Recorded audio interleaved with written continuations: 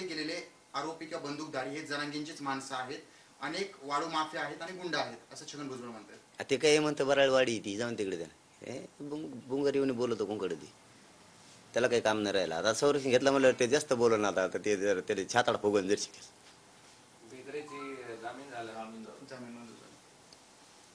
आणि काही कारणच नव्हतं. मी त्या दिवशी सांगितलं, सरकारनं सांगितलं होतं गुन्हे मागं घे, एकाला या आंतरवालीतल्या याच्यातल्याला अटक करणार नाही. काही कारण नसताना विनाकारण त्यांना अटक केलं, काहीच कारण नसताना.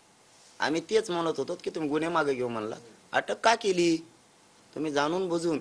आमचे लोक का अटक करायला लागला, का डावरा चालला लागला? शेवटी न्यायालय न्याय देणारच.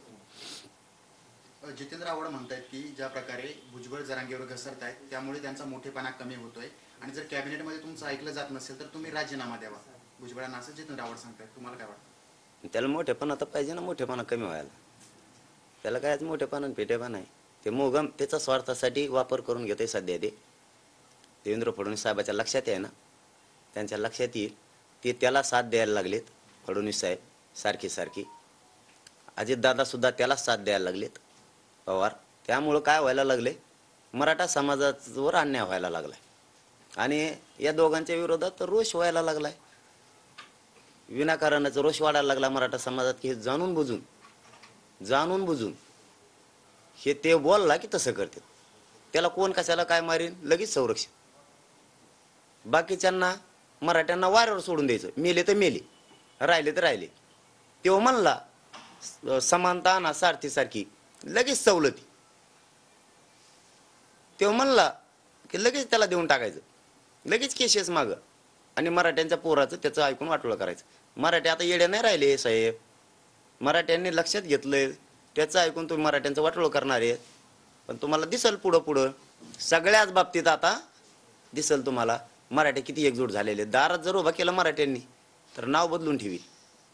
त्यांनी मागणी केल्या तसं सरकार करते, पण तुमच्या मागणीला सकारात्मकच देतात. राष्ट्रपत तयार केला, नोंदी सापडू लागल्या, तुमचं पण ऐकते सरकार. पण आम्ही जे नका करू म्हणतो ते करते, असं उलट खेळ.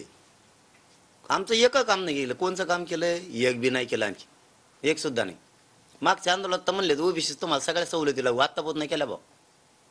सगळे आम्हाला असं तर गोड बोलले, म्हणले तुम्हाला सवलती लागू. ऍडमिशन सुरू झाले, मराठीकडून पैसे भरून घेतले आणि मग लागू केले. आणि आज पैसे भरून घेतल्यावर लागू केले. इतका उलटा कारभार आहे. सॉरी, सारथीच्या विद्यार्थ्यांचा विषय सोडू म्हणले ते सोडला नाही. EWचे विद्यार्थी होते ते सोडले नाही. MPSC विद्यार्थी होते त्यांचे प्रश्न सोडले नाही. PSIचे प्रश्न होते ते सोडले नाही. RT1च्या विद्यार्थ्यांच्या पोरांचे प्रश्न होते ते सोडले नाही. PhDच्या पोरांचे प्रश्न होते ते सोडले नाही. अण्णासाहेब पाटील विकास महामंडळाचा विद्यार्थ्यांचा विषय होता तो सोडला नाही. सारथीच्या मधल्या विद्यार्थ्यांची संख्या कमी केली, ती सोडली नाही. शिक्षकांची 43 केली वयोमर्यादा शिक्षणातली, आणि ओपनची 38 केली. सगळ्यांची समानता ठेवून 43च करा, ते बी केलं नाही. तुम्हाला हे 20-25 प्रश्न मांडू सांगितलेत मी, हे मांडलेले. कोपर्डीचा खटला आत्ताही निकाली निघाला नाही.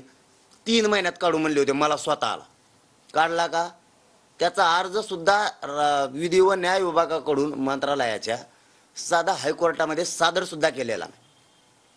काय न्याय देणार आहे तुम्ही आम्हाला?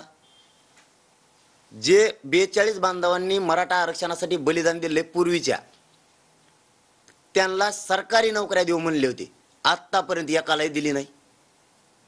यांच्यामुळे मुर्दे पडलेत. आता जवळपास 100 ते 150 पोरांनी आत्महत्या केल्यात महाराष्ट्रात. ही सरकारच याला जबाबदार आहे.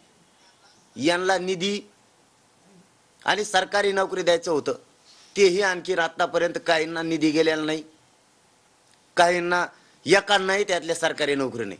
काय करताय तुम्ही? काय दिलं आम्हाला? कोणचं दिलं सांगा?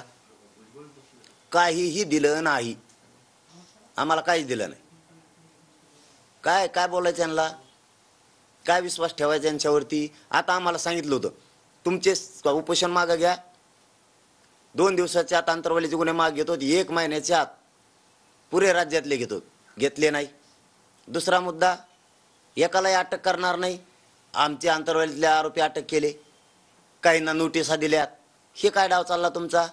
तिसरी गोष्ट, 24 डिसेंबरच्या आत जे आमचं लेखी ठरलेलं आहे त्याप्रमाणे महाराष्ट्रातल्या मराठा समाजाला या नोंदीच्या आधारावर आरक्षण दिलं जाईल. आत्तापर्यंत तुम्ही काय केलंय सांगितलं नाही. मग इथून तिथून फसवणूकच ना. आता आम्ही फसणार नाहीत. ही शेवटची फाईट आहे, म्हणजे हा आंदोलनाचा लढा शेवटचा आहे. मराठ्यांना आरक्षण देऊनच थांबणार आहे, याच्यावर आम्ही ठाम आहे. म्हणजे आतापर्यंत तुम्ही अनेक सरकारने केलेले शब्द पाळले नाही असं म्हणतात. म्हणजे सरकार सांगतं एक आणि करतंय भलतंच असं वाटतंय का तुम्हाला? हो, आतापर्यंत वाटत नव्हतं, पण जसे जसे 24 दिवस तारीख जवळ येईल तसं वाटायला लागले. कारण त्यांनी शब्द टाकणं आणि सरकारनं करणं संगच व्हायलंय. आणि मराठीत जे शब्द टाकतात ते सरकार घेत नाही, म्हणजे सरकार त्याला भ्यायला बी लागले, त्याला त्याचे कामं करायला लागले आणि मराठ्यावर अन्याय करायला लागले. सरकार मराठ्यांच्या विरोधात काम करायला लागले. हे मराठ्यांच्या आता लक्षात आलं. आम्ही 17ला आमचा डिसिजन घेणार आहेत. बघू, त्याच्याच गळ्यात हात टाकून हिंडा खुशाल तुम्ही. आता मराठे मात्र एकतर्फी झाले सगळे. राजकारणी मराठी तेवढे राहिलेत एकतर्फी व्हायचे, ते बी सामान्य मराठी एकतर्फी करून दाखवतील. राजकारणी मराठी सुद्धा सगळेचे सगळे एका बाजूला आले. बीडमध्ये अनेकांची घरं, कार्यालय, हॉटेल्स ही ठरवून पेटवण्यात आली, कट करून पेटवण्यात आली.